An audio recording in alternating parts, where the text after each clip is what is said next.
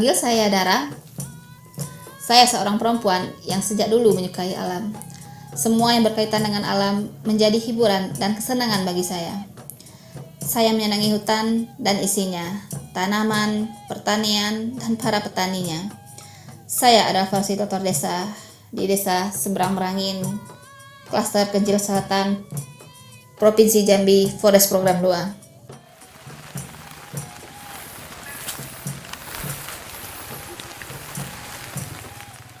Ya, kalau dilihat dari segi pekerjaan ini kalau untuk seorang perempuan sangatlah berat.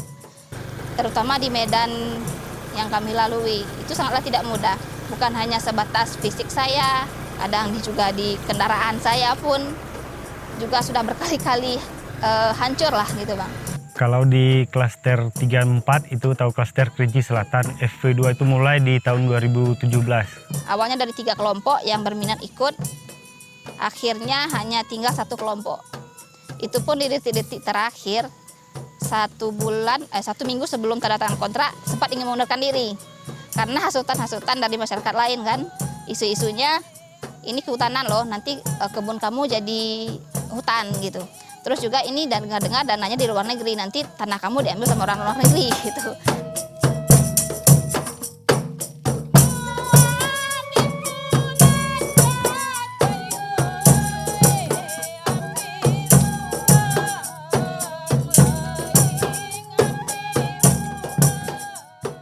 Tidak ada yang percaya bahwa akan ada kegiatan yang masuk di desa mereka. Terlepas lagi dari sejarah kegiatan kelompok yang sudah ada di masyarakat yang waktu itu masih dalam tanda kutip memang negatif semua. Tak hanya mendampingi para petani, saya juga memiliki tanggung jawab merubah cara pikir para petani. Impiannya sederhana, petani sejahtera, konservasi terjaga. Forest Program 2 adalah jalan saya untuk menggapai impian itu. Banyak sekali program di Forest Program 2 yang akan membawa petani menuju kesejahteraan dan juga menjaga kesuburan tanah. Entah mengapa, jika sedang bersama para petani, rasanya saya sedang bersama keluarga saya. Kami tidak sedarah, namun air, tanah, dan tumbuhan yang membuat kami bersaudara.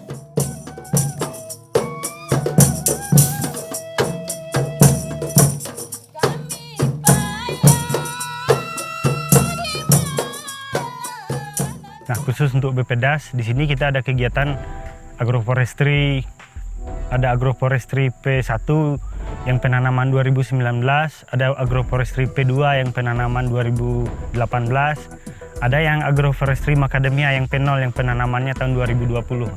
Kopi, kayu manis, ya surian. Surian itu kan kehendak kita kan.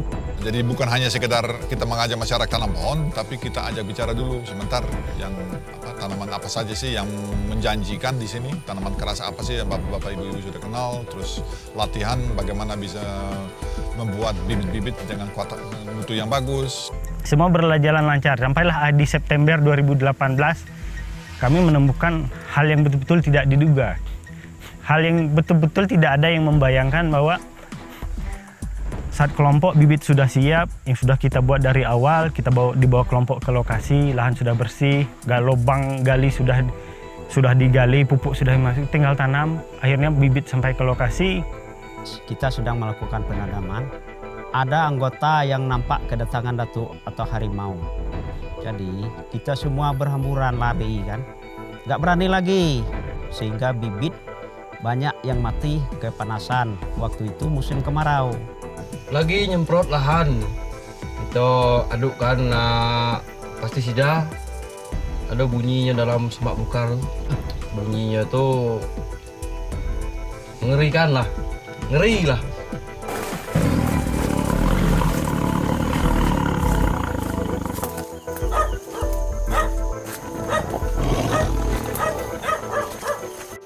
Dengar-dengar anjing tuh udah ngejar. Tuh cepat-cepat anjing tuh kita keluar lagi. Nengok anjing tuh lari, kita lari go. Sampai di atas pondok, cap masih ada. Lari, ada yang setahun tidak ke ladang lagi. Takut. Sakit jadinya orang tuh. Sekarang di pinggir jalan ya sudah ada. Minggu kemarin. Pokoknya hampir 3 minggu kemarin tuh masih di sini mutar-mutar sini.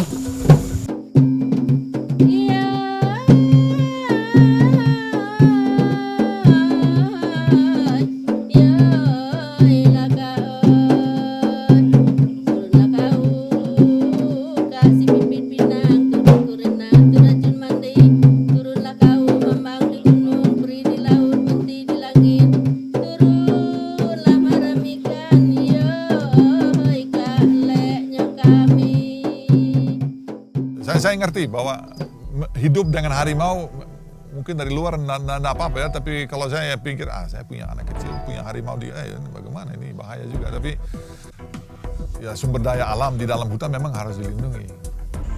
Memang nggak ada jalan lagi, bibit semua sudah mati. Toh kita mau mengadakan lagi harus beli lagi.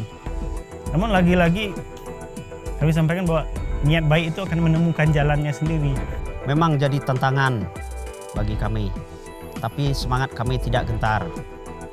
Kami beli lagi bibit baru udah untuk bisa ditanam. Sumbernya macam-macam, ada yang ngutang, iuran dari pengurus kelompok tani, bahkan dari FDKK waktu itu sama Utama juga dibantu Oki dengan Ari juga ikut. Kami patungan semua sehingga terbelilah bibit yang mencukupi untuk 4 kelompok dan akhirnya kami tanam. Kita mengerjakan hal yang mustahil, yang harus dikerjakan dalam waktu 1 tahun, kita kerjakan dalam kurang lebih cuma 2 minggu. Sudah jadi semua, sudah berbuah semua. Dikasih pupuk terus, sekali 6 bulan dikasih pupuknya. Di siang rumputnya. Semua organik kita pakai, yang kimia kita pakai kan, NPK. Penanaman itu lebih maksimal, lebih bagus gitu. Karena ada sekolah lapangannya, ada pupuk, cara pakai pupuk gitu. Jadi untuk P2 di sini kalau untuk keberhasilan tanaman yang pertama memang kopinya. 1 hektar lahan kopi di sini itu mereka bisa menghasilkan 1 batang itu 1 kilo, Bang. 1 hektar itu ditanami minimal 2.000. Sementara bantuan yang kita berikan 700 per hektar. Ini ditanam 2.000, berarti mereka di sini sangat antusias.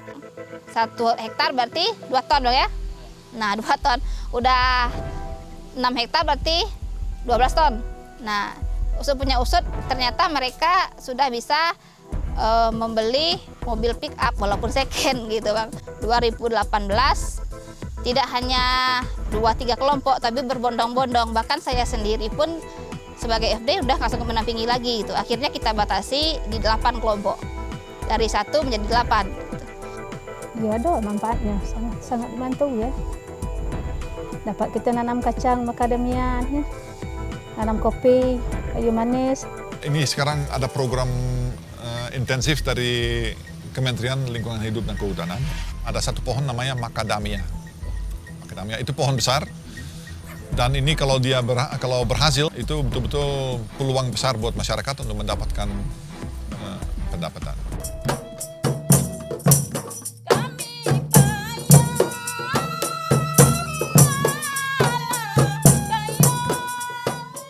Itu pun saya dengan suami, sebenarnya suami agak berat melepaskan gitu kan. Jadi saya minta dorongan dari suami, ayo kalau berat melepaskan saya sendiri, temani saya gitu. Tinggalkan pekerjaan yang lain, tolong temani saya ke sana gitu kan. Ini bisa dibilang demi kita gitu kan. Ada bintek di KTH P2, jalannya itu sangatlah sulit. Di sana saya dengan tim BPDAS jatuh, kecelakaan. Ternyata 1 minggu setelah itu saya yang keguguran. Saya sedang hamil, tapi saya tidak tahu gitu Pak.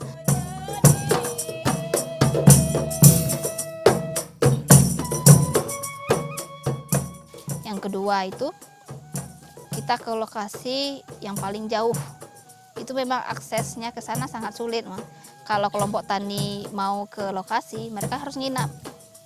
3 hari 4 hari baru turun lagi ke desa gitu. Jadi tanjakan-tanjakan di sana itu memang harus kayak kelo es seperti itu, Pak. Jadi pas di kelokan pertengahan motornya tergelincir. Suami langsung bilang loncat gitu. Saya loncat. Pas loncat itu memang terasa agak kok seperti ada benturan yang sakit lah rasanya di perut gitu, Pak. Tapi nggak saya hiraukan gitu kan, masih tetap tenang. Terus naik lagi ke motor nih, udah mau hampir nyampe puncak, tergelincir lagi itu motor, hampir masuk jurang gitu kan, loncat lagi, tapi saya loncat lagi. Loncat itu saya nggak langsung berdiri, tapi duduk, langsung bokong yang jatuh gitu Bang. Itu memang sakitnya bukan main, nyeri gitu kan. Berhubung kita udah nyampe di atas, tetap saya paksakan ke atas, karena kondisinya saya di puncak bukit, mau digendang pun ke bawah juga nggak mungkin. Saya pikir mungkin karena keseliu pinggang gitu ya, sakit gitu kan. Saya datang ke tukang urut. Nah kata tukang urut, lah kok ini kayaknya kamu isi gitu kan Bang. Lah masa iya, saya bilang kan. Cuma ingat lagi udah telat belum? Memang sih saya telat, cuman telat cuma 1 minggu gitu. Jadi saya nggak kepikiran ke sana gitu kan. Coba deh periksa ke bidan gitu ya, ke dokter. Saya ke dokter, katanya ini mesti dikuret, udah nggak sempurna, udah mulai pendarahan katanya kan. Masih saya minum obat yang dari dokter buat nahan, tapi emang udah nggak bisa ditahan lagi emang. Saat dikasih tahu, sempat 1 hari saya nggak bicara dengan siapapun di rumah. Saya merasa merasa bersalah atas kejadian itu. Sampai inilah salah satu momen yang terpedih karena penantian 5 tahun. Penantian 5 tahun yang harus kehilangan kesempatan.